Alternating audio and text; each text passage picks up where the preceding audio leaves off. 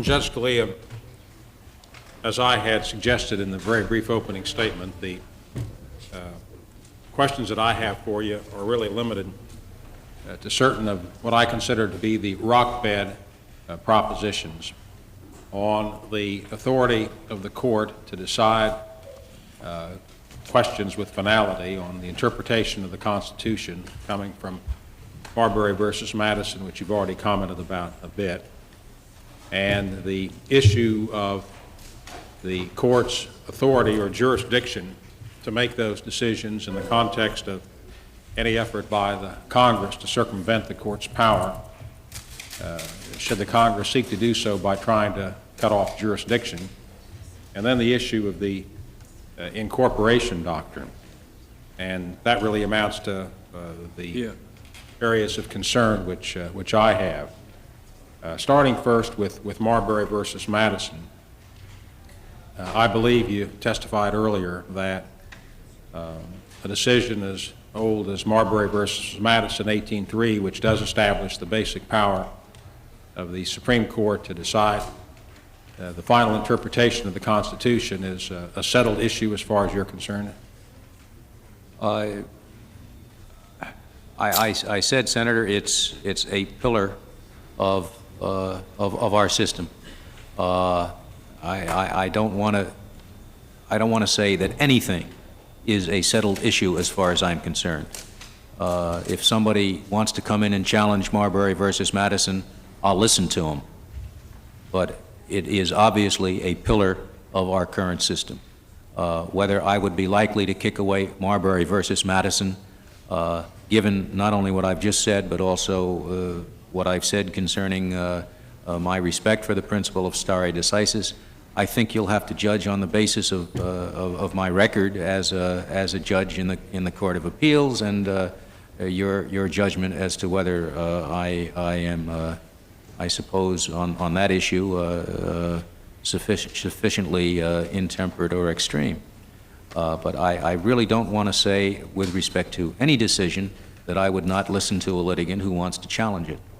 I invite you and urge you to make your judgment. I think the question you're asking is quite a relevant question. I wouldn't want to confirm anybody that I believed would destroy certain decisions, but I think the way you have to come to that judgment is on the basis of my past record as a thoughtful, moderate lawyer and judge, and on the basis of my writings and my records in the past. I don't want to be in the position of saying as to any case that I would not overrule it.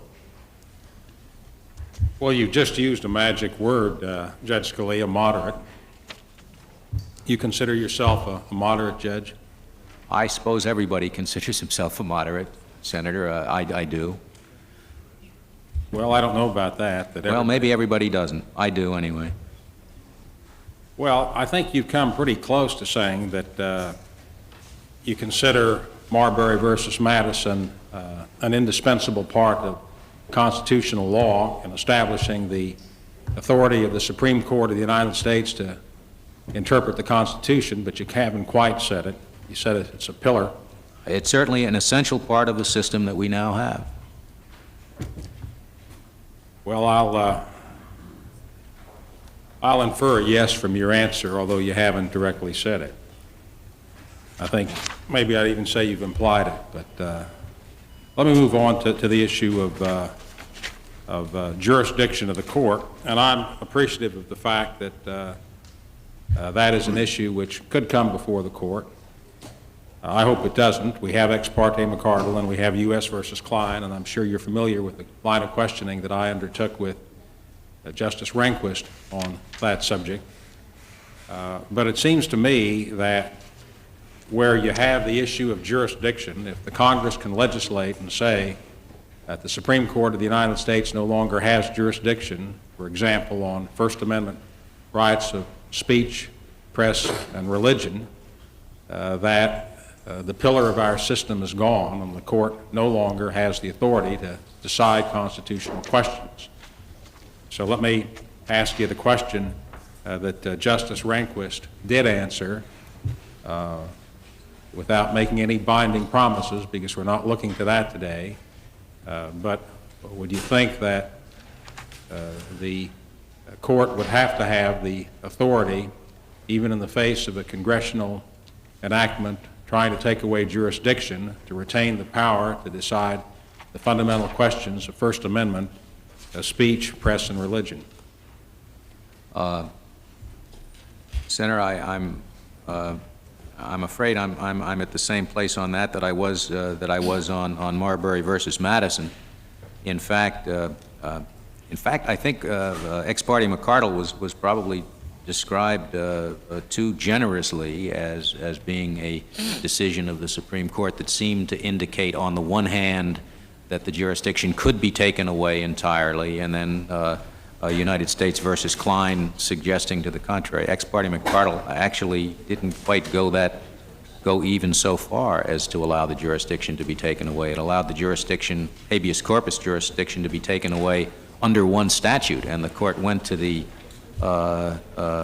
some pains in the opinion to point out that this is not to say that there is no habeas corpus relief at all. There is just no habeas corpus relief under the particular statute as to which Congress had withdrawn it.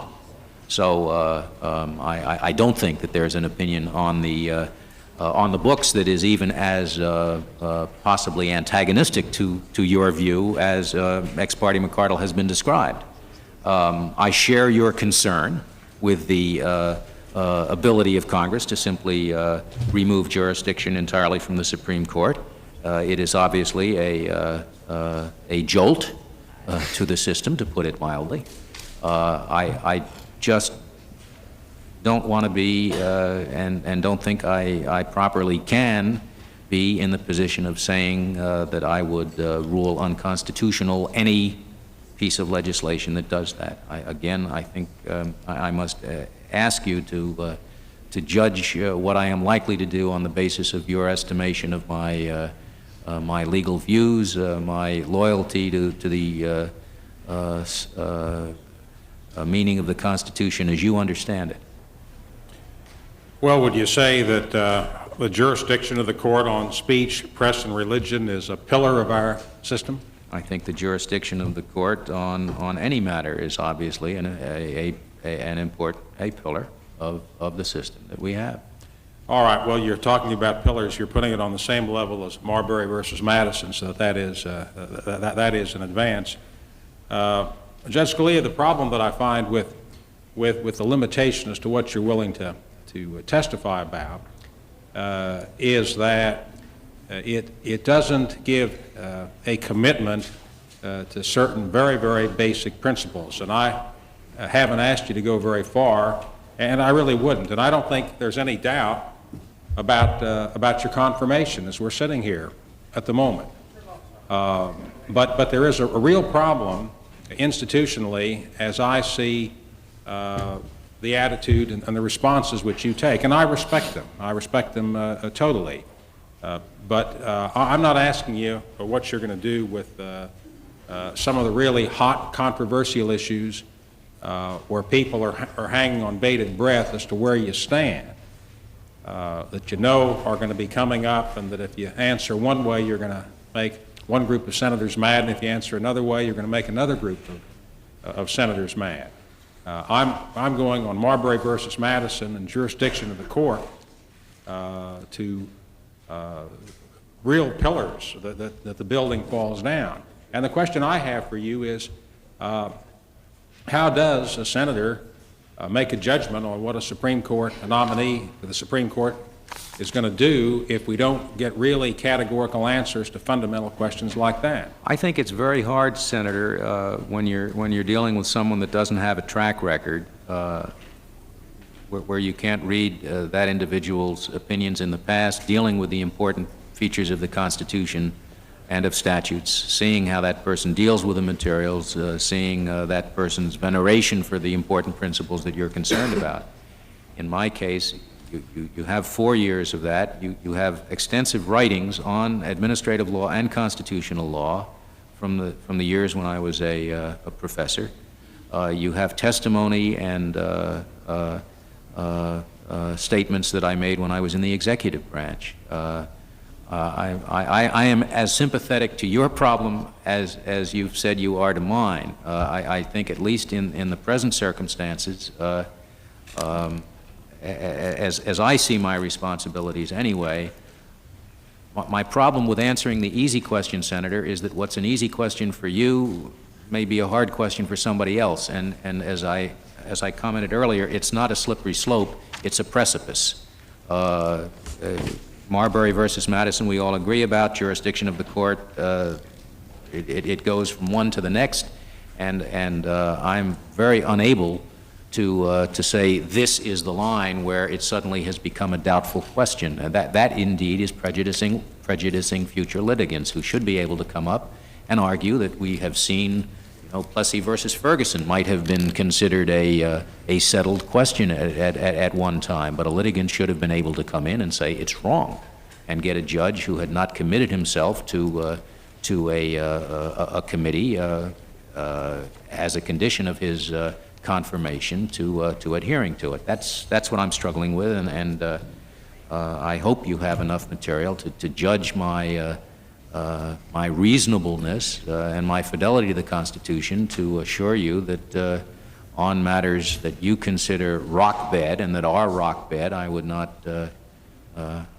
pull the structure down.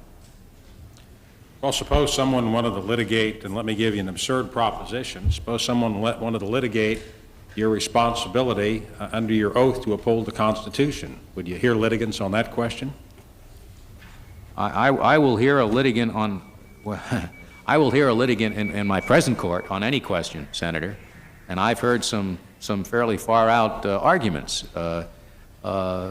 In the Supreme Court, I won't have to do that because we have some option as to whether we decide to take a case or not. But in theory, I think I have to make myself available to any argument. Well, let me ask the absurd question one more step closer. If you're confirmed, will you take an oath to uphold the Constitution? I certainly will. Well, of course you will. Will you let somebody litigate after you're on the Supreme Court whether you have an obligation under your oath to uphold the Constitution?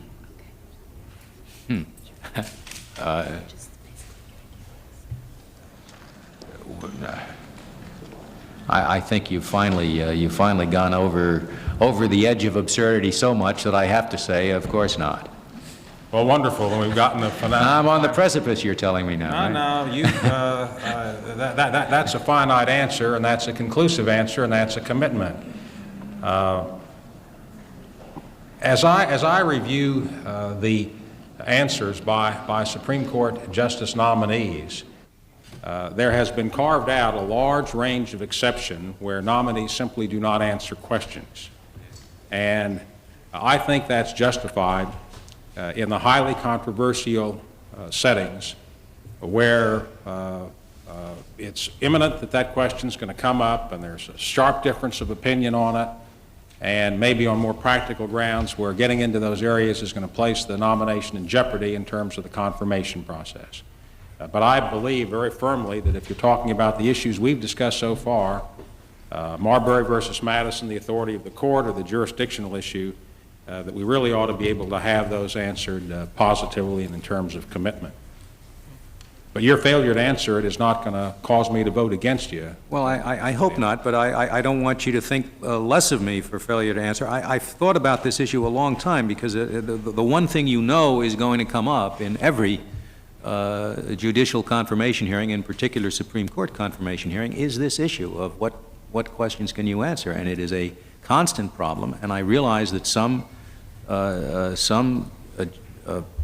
nominees have tried to answer some questions and not answered the other. I thought long and hard about that problem, and I came to this conclusion, that if indeed it is obvious, then you don't need an answer, because your judgment of my record and my reasonableness and my moderation will lead you to conclude, heck, it's so obvious anybody that we think is not a nutty would have to come out that way. That's standard. If, on the other hand, it's not obvious, then I am really prejudicing future litigants. So taking all that balance into account, I just concluded that the only safe position that I can take in conscience is to simply not not say that there's any particular case that I would absolutely vote against a litigant who urges a position that is contrary to it. Well, the problem with that, Judge Scalia, is that if we take what is obvious, then we look at your record, we look at your writings, we don't need a hearing. Well, no, no. I think you have to look at my writings and ask me about my writings and test those writings to see what I meant about some elements of them. I've been questioned about cases that I've written, and I'm happy to respond to answers about what they meant and why what I said in them or what I did in them is not bad. I've been very open on those and will continue to be. It's just predictions as to how I will vote in the future that I'm drawing the line at. Well, let me ask you the questions about the incorporation doctrine, because I want to put those on the record. Would you say that the issue of the due process clause of the 14th Amendment having incorporated the Fifth Amendment privilege against double jeopardy is settled as the case was decided in 1969 under Benton versus Maryland? Yes, I will say that that's an accepted part of current law. And would you say that the self-incrimination and just compensation clauses decided in Malloy versus Hogan and Chicago B&O Railroad versus City of Chicago are a settled matter of constitutional law? They certainly have been clearly settled by the Supreme Court. And would you say the same thing as to the incorporation clauses of assembly and petition, press, speech, and religion, that the 14th Amendment due process clause incorporates them? Indeed, it would be quite a jolt to the existing system to suddenly discover that those series of protections against state actions do not exist. And Sixth Amendment speedy trial, public trial, and jury trial all incorporated by the due process clause? Indeed. And impartial trial, notices of charges, confrontation, compulsory process, right to counsel, still in the Sixth Amendment are all incorporated by the due process clause of the 14th Amendment? That's what the cases have held, and it would be a massive change to go back on them. And similarly with the cruel and unusual punishment clause of the Eighth Amendment incorporated by the due process clause of the 14th Amendment? Same answer, sir. Would you say that those would come into the categories of pillars of constitutional law? Marbury versus Madison is a pillar. If that's a pillar, I don't know what. I would just say it's a very accepted and settled part of our current system, and it would be an enormous change to go back on. Thank you, Judge Scalia.